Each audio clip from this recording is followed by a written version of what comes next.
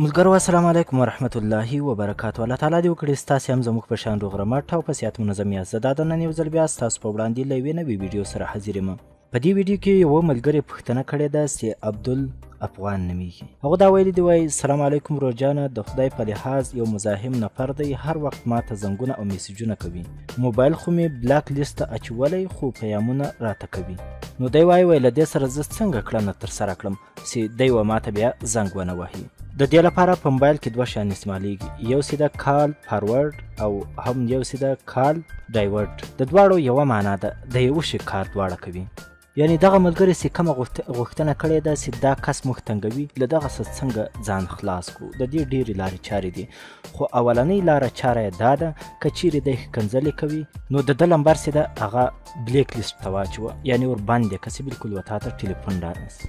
او که چیرې هم د مشر ورور او یا هم د کورنۍ له تا سره وي، د پلار ده یا د بل چا، نو بیا داسې چلند ورسره وکړه چې د پلار او یا هم د ورور لمبر راواخه په کال فارورډ کې واچوه چې کله دی و تا ته زنګ ووهي و تا ته به زنګ نه راځي، د ده زنګ به خالص سي د ده و پلار ته. یعنې چې کومې ښکنځلې دی کوي هغه به د ده و پلار ته په خپله ورښکارېږي چې دا دی و هغه ته ښکنځلې کوي. که څه هم دا طریقه خوندوره طریقه نه ده چې ما و تاسو ته بیان کړه، دا خلک د دې لپاره دا کال فارورډ استعمالوي چې له یو انسان سره 2 یا 3 یا 15 شپږ ټلیفونان وي.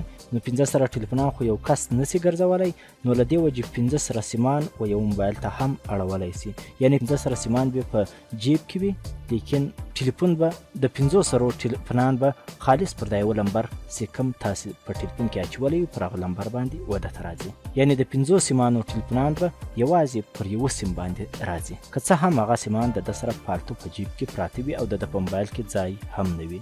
دا طریقه چې ده په هر موبایل کې کار کوي، هغه که سمارټ فون وي او هم که غیر سمارټ فون وي، یعنی که ساده موبایل وي او هم که ټچ موبایل وي، په دواړو کې دا طریقه کارول کیږي.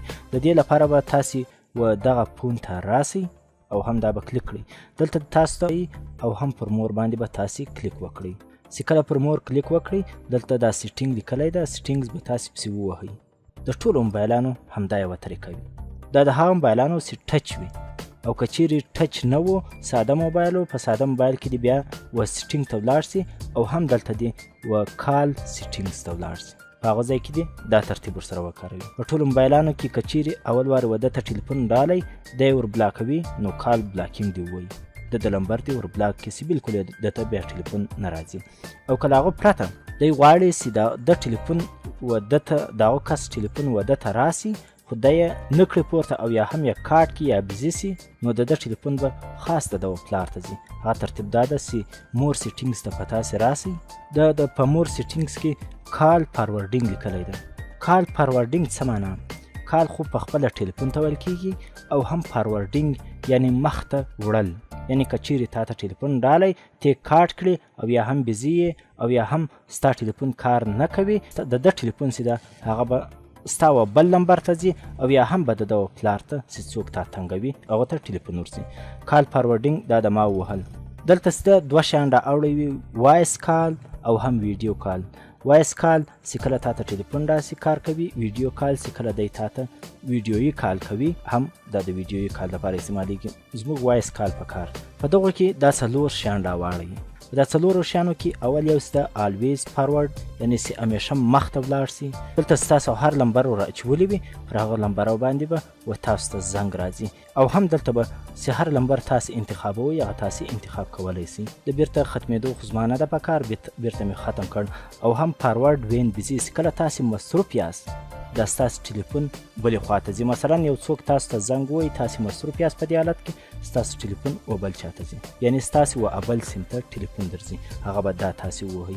دلته ستاسې هر لمبر ور اچوئ هغه به تاسې ور واچوئ، یعنې کوم بل ټلیفون استعمالوئ، کوم بل سیم استعمالوئ، دلته به هغه سیم ته ستاسو ټلیفون ځي. فارورډ وین ان انسرډ، یعنې چې کله و تاسو ته څوک زنګ ووایي او ستاسې ټلیفون ان انسرډ وي نو د ده ټلیفون به و هغه لمبر ته ځي، هغه تاسې دلته ور اچولی سي. او هم فارورډ وین انریچیبل، یعنې چې ستاسو ټلیفون کار نه کوي ستاسو لمبر به و هغه بل ټلیفون ته ځي، ستاسو ته څوک زنګ وهي هغه به و هغه بل ټلیفون ته ځي. نو دا کم کس چې غوښتنه کړې ده چې ما څوک تنګوي هغه دې دا رقم ترتیب ورسره وکاروي چې فارورډ وین بزي لیکلی ده، پر دې کلیک وکړي او هم دلته دې د هغه کس څوک چې دی تنګوي د دغه د پلار او یا همبر دې ور واچوي او هم دې اوکې کړي انیبل دي. چې کله دته هغه کس زنګ ووایي یا کوم سي دی تنګوي یا هم هغه ته مسکالونه ورکړي چې کله هغه تاسو ته ټلیفون را وکړي تاسو ریکارډ کړئ د ده ټلیفون به خاص د دغه پلار او یا هم دغه ته ځي. چې کله دی هغه ته ښکنځلې وکړي نو به دی له دغه څخه منع سي ځکه چې هغه پخپله ورته وایي چې ته دا ښکنځلې ولې کوي نو بالکل بیا ته رامنځتېدی هم نه سي. نو ملګرو دغه طریقه چې هر څوک کاروي خو د ده په ټلیفون کې به حتما پیسې وي روپۍ نه پیسې. نو کله و ده ته زنګ راسي او دی یې کارډ کړي د دغه پیسو په توسط باندې دی له هغه سره کنیکټېدی سي. محترمینو ملګرو دا یوه جالبه ویډیو وله ښایي ستاسو خوښه سوې وي کوم چیرې خوښه سوې ده نو لایک یې کړئ او د داسې نورو ویډیوګانو لپاره زموږ چینل ته راسئ. نور هم پر الله تعالی سپارم. السلام علیکم ورحمة الله وبرکاتو.